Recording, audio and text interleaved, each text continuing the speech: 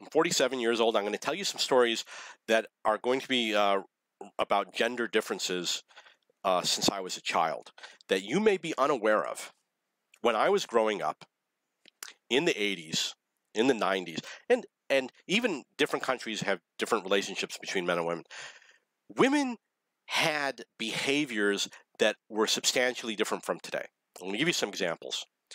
When I was a kid, no woman would ever mow the lawn. As an adult, I see women mowing the lawn, but it wasn't like that when I was a kid. My mother never operated a lawnmower, doesn't know how to do it. My aunt, she lived with my grandmother and her sister. She never actually, I saw her operate the lawnmower once. I remember that day because I had to go and mow my grandmother's lawn. I was 10 years old the first time I mowed the lawn. Women, when I was younger, would not put gas in the car. You would never see a woman put gas in the car. And there were full-service stations when we were younger. It died away, and then maybe it came back. There's not as many. Now it's mostly self-service. But when I was younger, there were a lot of full-service. And for example, in New Jersey, I think they are still all full-service. If my mother needed to put gas in the car, she would have to take me as a 10-year-old child in the car to go to the gas station. Well, my mother didn't drive. Well, she did drive, but she was a late driver. She was averse to driving. My aunt didn't have a husband. It was mostly my aunt who was taking me to the gas station. I had to operate the pump because she just refused to do it and then go home. With my mother, it was probably that we were driving to my grandparents' house, driving home. She stopped for gas, and I would have to put the gas in the car because my mother did not operate the fuel. Historically, there were fewer women in the workplace, and some people say women were prohibited from working. That is absolutely not true. It's disprovable by hard facts. 90% of men have been in the workplace in the United States, and that's been going on for like 100 years. It hasn't changed much. About 100 years ago, the number of women in the workplace was around 50%. It's not 90%, but it's still a lot of people. There was no prohibition from women working in the workplace. Not in the 1900s, not in the 1950s. They always say in the 1950s, my mother wasn't allowed to work. And whatever, I don't believe this nonsense. Because my father had to shuffle around important papers. The number of women in the workforce since the 1900s has steadily increased. It was 50% many years ago, maybe 100 years ago. Now it's like 65%. No prohibition. People say, well, now women are allowed. No, no. There was no change that, now, well, 7% more women since the 1980s are in the workforce. Now they're permitted. No, it did not happen. The percentage didn't change that much. There are more women in the workforce, not that much more. Has been no such thing as a prohibition that was lifted and women are suddenly permitted to, their husbands suddenly allow them. Not true. The first time I did not believe this myth was when I was like 10th grade. We were in history class, history of the United States. Women were not allowed to work in the history of the United States. That's what it said in the paragraph in my textbook underneath a photo of women working in a factory in the United States during the 1850s. And I was like, how can you have a photo that shows all women working in a factory during the 1850s and then underneath say during this time period women were not allowed to work? It is just not true. I read stories about women owning businesses in the United States in colonial times, or being employed. I read stories about it. It happened. If they didn't work, they chose not to do it. It's a choice that people make. There's been no prohibition. There's no laws prohibiting women from working. I've never met a man that said women cannot work. I've never heard that. All of the men in my family that are married and all the friends of the family that are married, all the wives worked. They all did. There's no exception. I can't think of a single stay-at-home mother, not one. No matter how many kids they have, etc. 4 kids, not a stay-at-home mother. Maybe for a short period of time, my mother didn't work for a certain amount of time, for a couple of years. But there's been no such prohibition. I don't know what they're talking about. I don't believe it. It's not supported by the facts, not supported by evidence.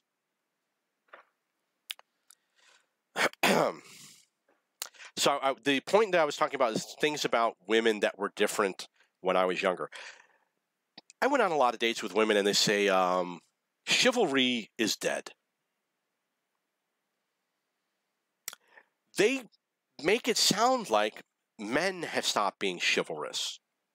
Chivalry is dead, but women have also stopped being chivalrous.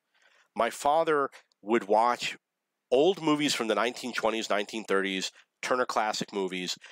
Men and women were a lot more polite to each other and chivalrous with each other, and it makes you fall in love with these women. And I'm like, I will never in my life meet a woman who is as polite as that woman in that movie, and the women in a modern movie do not behave like that. And they say, well, those women are oppressed. They're oppressed because they're polite to someone. They say, hello, how are you? Thank you, I am nice. How are you today? It's a pleasant day. I hope you have a nice day. I hope you also do. You do not see conversations like that in the United States, in modern films, in television, or with people. It does not exist. But that is the way people were 100 years ago, the men and the women. So that is something that changed over the years. There came a point where women just started to become really bitchy. I noticed it when I was younger. I did not have a belief that women were bitchy, and as I got older, so there's something wrong with these people. They have really negative attitudes, and I didn't do anything. I'm just here, and that's it. I'm not looking at them, not talking to them, not approaching them, not touching them. I have the right to be here. I'm here waiting for the bus just like you are. There's no difference between what I am doing and what anyone else is doing. And I was a clueless kid. I was like, I'm not the type of guy who's like, staring at people or thinking tough thoughts. I'm not a tough person. I was just,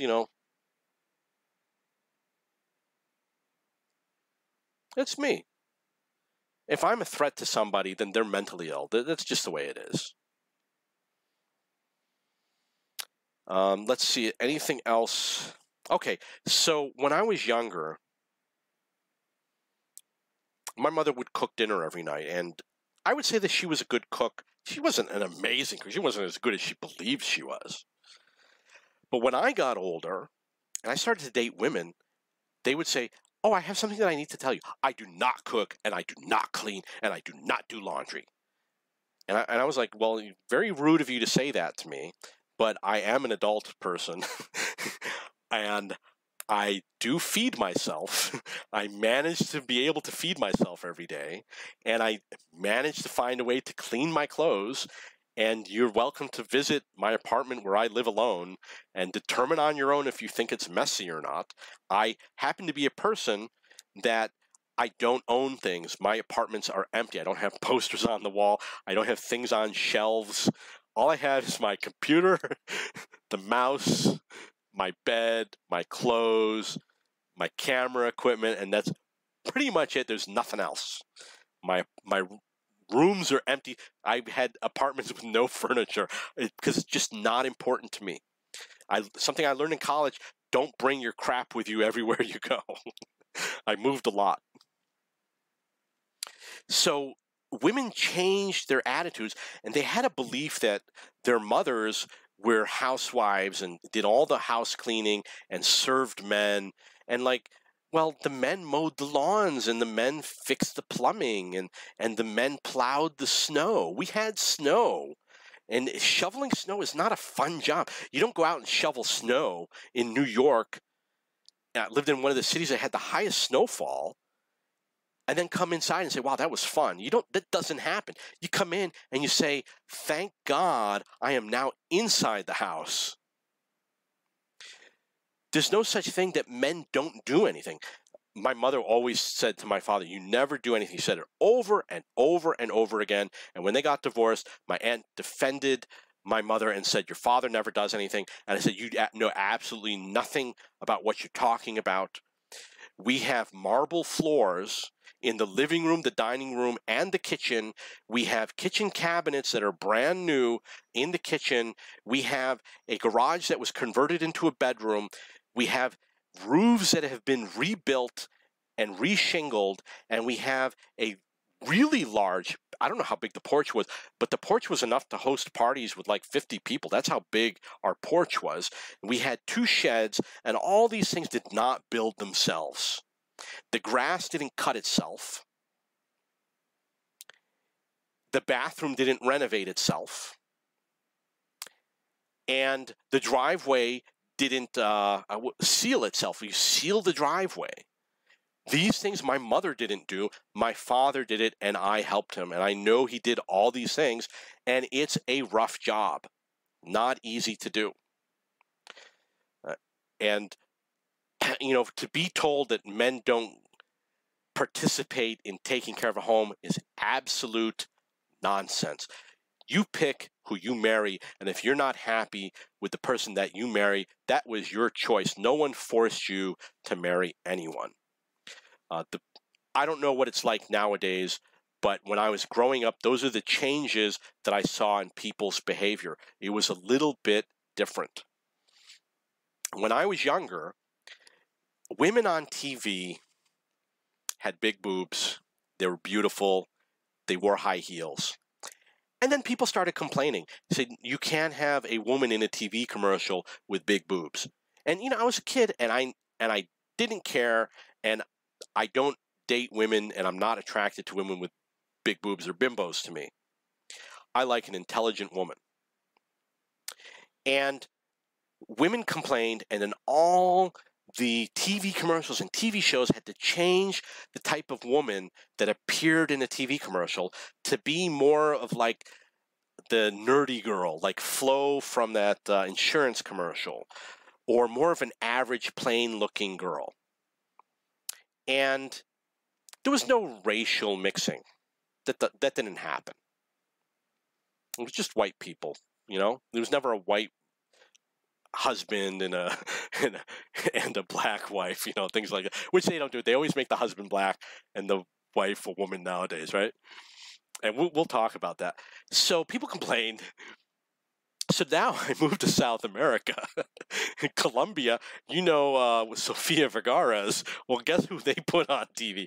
Women with high heels, big boobs, voluptuous bodies are in all the TV commercials that I see in South America, in Colombia. It's filled with it. They do not reject it, and the women do not reject it.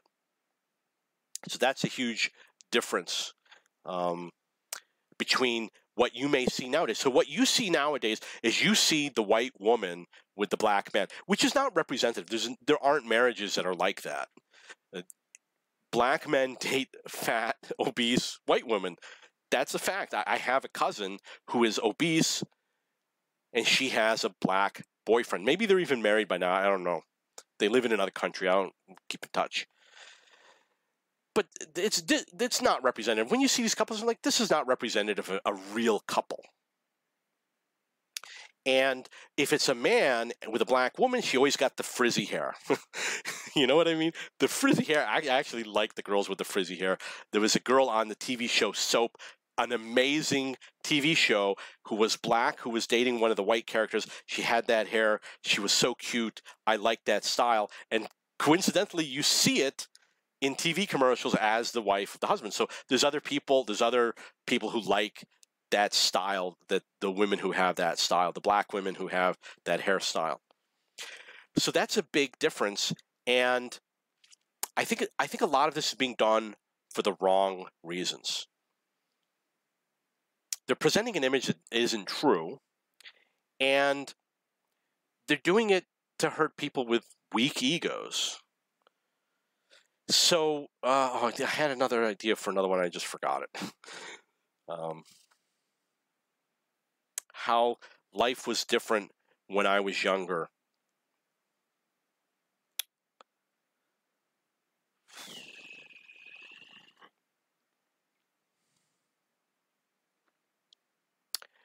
when I was younger,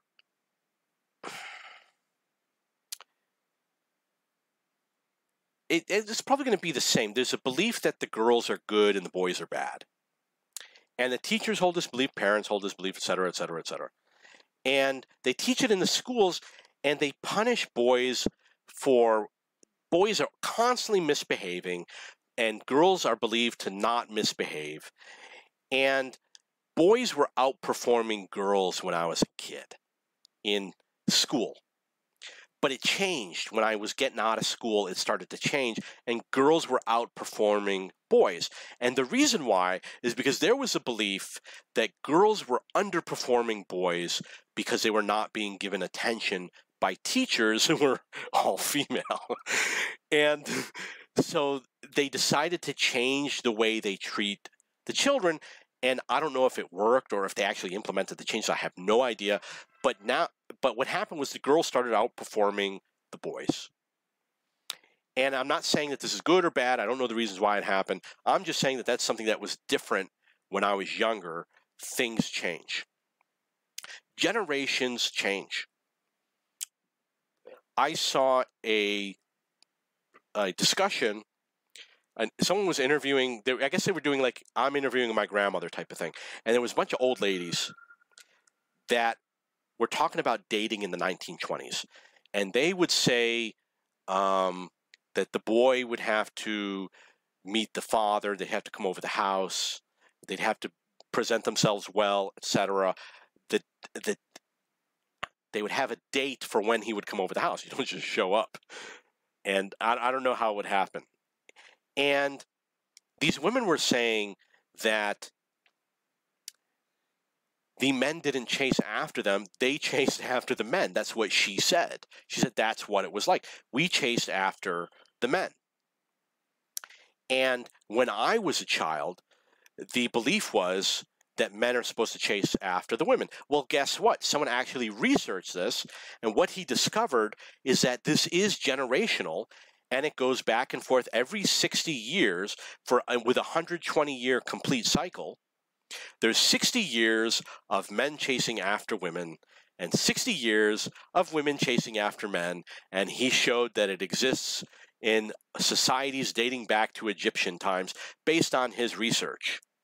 So that's one of the things that might be different. I've heard that in France, the men don't chase after the women. I heard that that's the modern belief, and that the women chase after the men. That's something that I heard, that the men have low interest in women.